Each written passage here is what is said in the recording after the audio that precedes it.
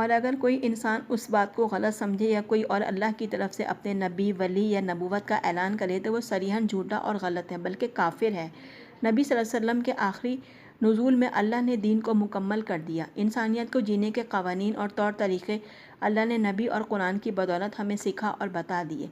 अल्लाह ने मुकम्मल पैगाम रसानी की ज़रूरत मज़ीद नहीं समझी, इसीलिए इस दरवाज़े को बंद कर दिया गया। नबी सल्लल्लाहु अलैहि वसल्लम ने फरमाया कि मेरे बाद बहुत से लोग ऐसे होंगे जो नबूवत का दावा करेंगे, मगर वो सरासर झूठे होंगे। इस सबक में भी इस वाक़े से मुतल्लिक़ बताया गया है कि नबी सल्लल्लाहु अलैहि वसल्लम के विसाल के बाद ऐसे ही एक इंसान ने यह दावा किया कि मैं नबी हूँ और अल्लाह की तरफ से भेजा गया हूँ। उसका नाम मुसैलिमा कज़्ज़ाब था। तो सहाबा कराम उसकी इस गुस्ताखी और ज़ुर्रत पर आग बगूला हो गए। उस वक्त के खलीफा हज़रत अबू बकर सिद्दीक़ रज़ी अल्लाह ताला अन्हो थे। तो आपने हज़रत खालिद बिन वलीद की सरबराही में एक लश्कर भेजा और उस लश्कर ने अपने से बड़े लश्कर को धूल चटा दी, यानी शिकस्त दे दी।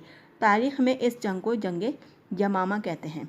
इसके अलावा भी बच्चों हमें मज़हब से दूर रखने और नबी पाक सल्लल्लाहु अलैहि वसल्लम की मोहब्बत हमारे दिलों से निकालने के लिए गैर मुस्लिम बहुत सी रकीक और नाज़ेबा हरकतें और दावे करते हैं, मगर बीइंग अ मुस्लिम हमें अपने ईमान और एतक़ाद को कभी भी डगमगाने नहीं देना है और अल्लाह की रस्सी को मजबूती से थामे रखना है और इस बात पर मुकम्मल एतक़ाद रखना है कि आप सल्लल्लाहु अलैहि वसल्लम के बाद अब कोई नबी नहीं आएगा और जो इस बात को तस्लीम नहीं करेगा तो वो सरासर काफिर होगा।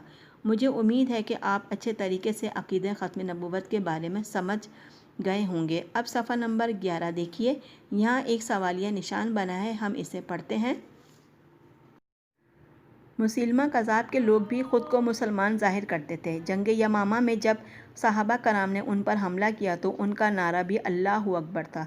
इस्लामी फ़ौज के कमांडर हज़रत खालिद बिन वलीद थे। वो बहुत परेशान हुए कि मुसलमानों और काफिरों के दरमियान फ़र्क कैसे मालूम होगा।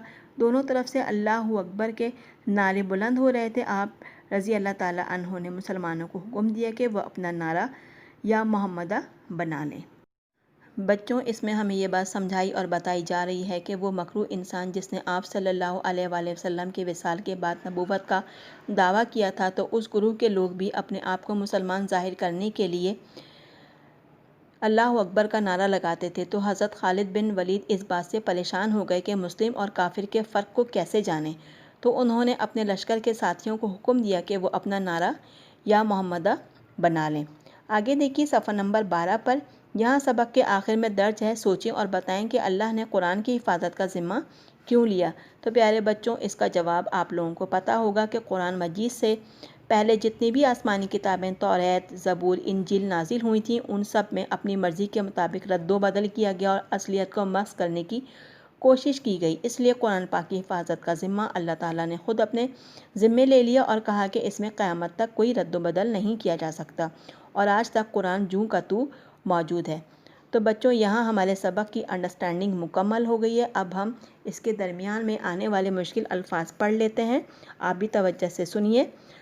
मुश्किल अल्फाज: ख़ातिमुल अंबिया, ख़ातिमुल अंबिया, मकरू फ़रेब, मकरू फ़रेब, नबूवत, नबूवत, दावा, दावा, अक़ीदा ख़त्म नबूवत, अक़ीदा ख़त्म नबूवत, सरबराही, सरबराही, सरशार, सरशार, शिकस्त फ़ाश, शिकस्त फ़ाश, जंग यमामा, जंग यमामा, कादियानी, कादियानी, सरपरस्ती, सरपरस्ती, इस्लामी जमहूरिया पाकिस्तान, इस्लामी जमहूरिया पाकिस्तान। अब अपने होमवर्क की तरफ आते हैं बच्चों। होमवर्क है आपका lesson number 3, learn and practice of difficult words in the AR 3 times. अल्लाह हाफ़िज़।